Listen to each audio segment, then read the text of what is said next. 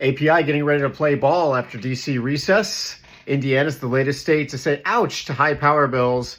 And is China the key to keeping oil prices high after OPEC's latest move? Hey everybody, Joe Bertel here for Prosody Group and Running Energy. A few energy stories that caught my eye today. First of all, API announcing in Axios's Generate that they are making a 7-figure ad buy targeted at the DC market around regulation.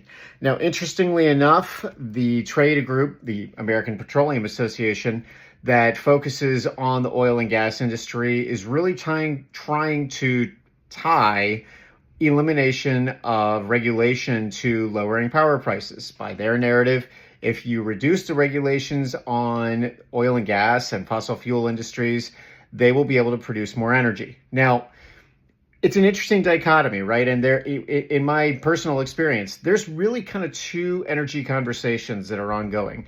There's the inside the Beltway conversation that happens in DC, has to do with rulemaking, policymaking, tax, etc. Then there's the conversation outside of DC. And yes, it's somewhat flavored by regulation and the political part of it, but it has a lot more to do with the business, the price of oil, what service companies are doing, headcount, etc.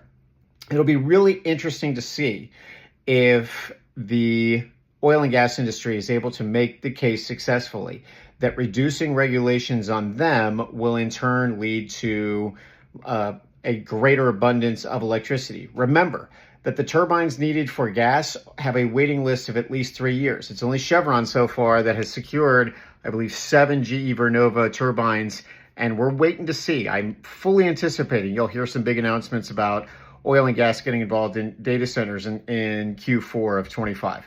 Keep your eye on that.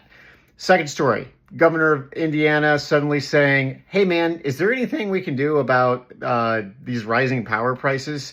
Putting some of the utilities out in that area on notice. And the reality is not much. It's the same problem that everybody's got, but I think one of the things you're going to see is that every utility project now, every expense, every rate case is going to come under increased scrutiny. People are beginning to understand more about their PUCs, understand more about the utility rate making and cost model. And whether those projects are the automatic approval that they have been in the past is really interesting. Finally, most interesting TikTok I've watched today. The guys over at Energy News TV, who always do a bang-up job, had a really interesting theory about, look, OPEC suddenly announces an increase in production. The Energy Administration, the Energy Information Administration, EIA,